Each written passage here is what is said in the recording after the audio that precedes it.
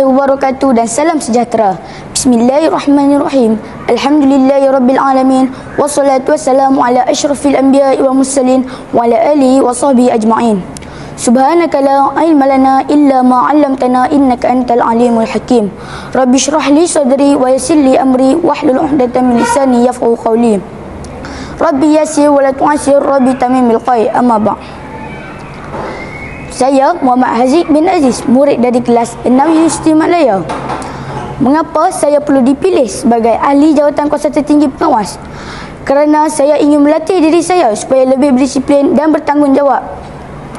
Saya tahu tanggungjawab sebagai seorang ahli jawatan kuasa tertinggi pengawas amat besar. Oleh itu, saya ingin mencabar diri saya untuk menggalas tanggungjawab yang besar ini. Saya telah dilantik sebagai pengawas sekolah sejak dari tahun 2 hingga kini. Saya juga seorang murid yang bijak. Buktinya, saya sentiasa mendapat tempat pertama dalam kelas sekolah ataupun kelas kafah sejak dari tahun 3 hingga tahun 5. Saya pernah mendapat pingat perak dalam pertandingan kancil sains di peringkat kebangsaan. Saya telah berjaya memperoleh keputusan yang cemerlang dalam ujian penilaian kelas kafah. Namun begitu, saya tidak pernah bersikap hidung tinggi iaitu sombong.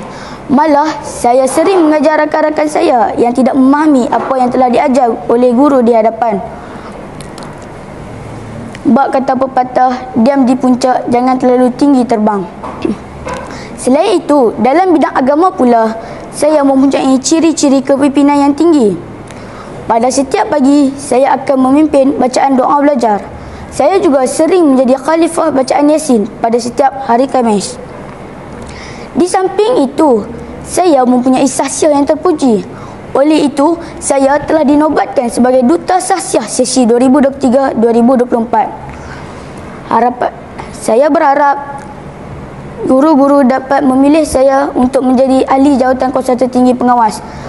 Jika saya dipilih menjadi ahli jawatan kuasa tertinggi pengawas, saya berjanji akan memberi sumbangan yang besar dalam meningkatkan kualiti kepimpinan dan pengurusan pengawas sekolah. Saya juga berjanji akan melakukan tugasan dan amanah ini dengan penuh dedikasi. Sekian, terima kasih. Baik, Muaz. Baik. Aziz, Ya. Baik, soalannya, jika kawan awak melanggar peraturan, apa yang akan anda buat? Saya akan menegurnya dan menulis namanya. Jika dia tidak mematuhi teguran tersebut, saya akan menulis namanya dan memberitahu kepada guru. Baik. Apa yang awak faham tentang disiplin?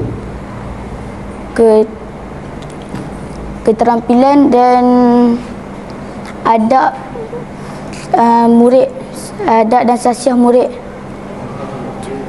Baik. Soalan umum sikit. Siapakah Perdana Menteri Malaysia sekarang? Datuk Seri Anwar bin Ibrahim. Dan siapakah Menteri Pendidikan? Datuk Seri Fadlina Siddiq. Baik. Apakah moto atau visi sekolah kita? Tekun dan tak pasti. Tak apa.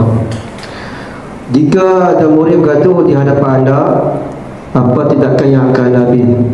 Saya akan meleraikan pergaduhan tersebut dan memberitahu kepada guru. Baik, bagus. Dan terakhir soalan, apa yang awak akan buat jika nampak murid membuang sampah merata-rata? Saya akan menulis namanya, menegurnya. Jika dia tidak mengambil sampah itu lalu membuang ke dalam tu sampah, saya akan menulis namanya dan memberitahu kepada guru. Baik, terima kasih. Sekian, wabillahi taufiq wa hidayah. Wassalamualaikum warahmatullahi wabarakatuh. Sekian, terima kasih.